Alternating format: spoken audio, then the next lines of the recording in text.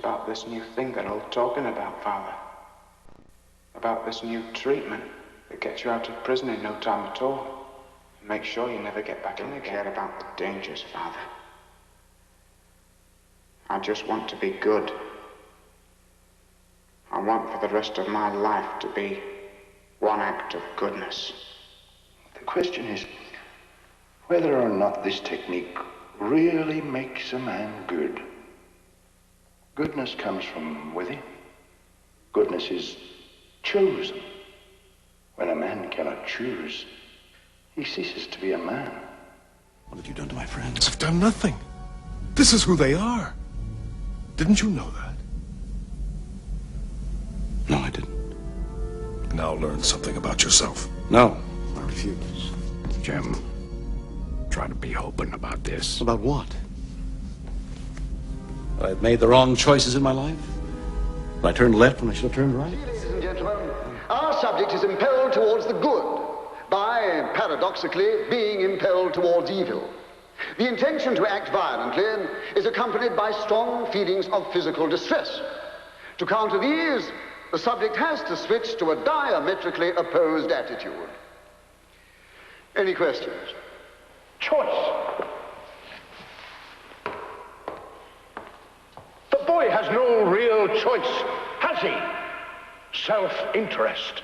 The fear of physical pain drove him to that grotesque act of self-abasement. Its insincerity was clearly to be seen. He ceases to be a wrongdoer. He ceases also to be a creature capable of moral choice. Damn it, Rose, you're a doctor. You know that pain and guilt can't be taken away with the wave of a magic wand. They're the things we carry with us, the things that make us who we are. If we lose them, we lose ourselves. I don't want my pain taken away. I need individual and be true to the collective, or speak for his own country and the international at the same time, or love his wife and still be faithful to the revolution. You don't have a self to give. Would you ever be willing to give yourself to this When you revolution? separate a man from what he loves the most, what you do is purge what's unique in him. And when you purge what's unique in him, you purge dissent. Camaraderie. And when you purge dissent, you kill the revolution. Revolution is dissent. Camaraderie. You don't rewrite what I write. Are a biblical metaphor for the way people should be stones and the way we are easily pulled to becoming bricks. I live in Connecticut. Stone walls are so beautiful because Yes. everything is different, and it takes a real artist to be able to put them all together. So you're saying that the stones are representative people, right? Two And they're all differences different. between bricks and stones. Number one, every brick is the same as every other brick. That's the whole point. They're totally interchangeable. If you want to turn people into bricks, you are able to turn them into interchangeable socio-economic cogs that can just be plugged around society. The second thing about bricks is they're made by man. Stones are each and utterly unique. So when we have as a tradition in Western civilization that man is created in the image of God, what it really means is that just as God is unique, so is every single human being unique, just like a stone. Don't allow other people to turn you into bricks. Retain the personality and the purpose for which you were created. It's the difference between...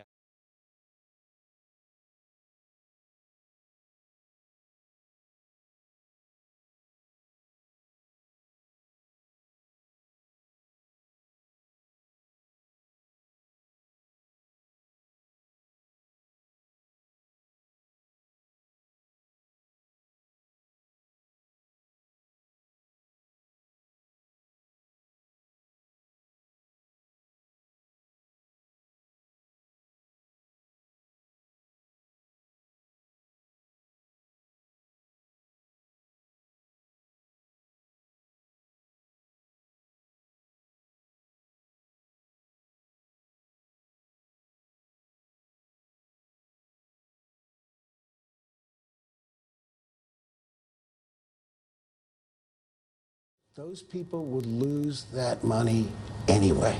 Don't you understand? Our pressing him on this point led to this. You guys don't get that. I do get it. You're simpletons. You're idiots if you don't get that. My father understood about groups is that they are manipulable, they're malleable, and that you can tap into their deepest desires or their deepest fears and use that to your own purposes. I don't think he felt that all those publics out there had reliable judgment, that they very easily might vote for the wrong man or want the wrong thing, so that they had to be guided from above. We think, that is my co-author Thaler and I, that there's a little Homer Simpson in all of us, that sometimes we have self-control problems, sometimes we're impulsive, and that in these circumstances, both private and public institutions, without coercing, can make our lives a lot better. Deal with the climate skeptics. I mean, much of your career has been spent on climate change.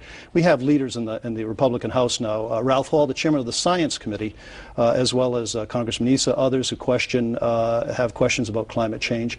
How do you hope to advance the President's agenda in face of that sort of skepticism or even opposition? Well, I would say two things. Number one, it is an education problem. I think we have to educate them. The science of climate change is really very clear. I'm not messing up. You don't understand the logic of my argument. It's not my fault that you can't understand logic. But if you don't... We have an electorate that doesn't always pay that much attention to what's going on. So, you know, people are influenced by a simple slogan rather than by the facts and the truth of what's happening.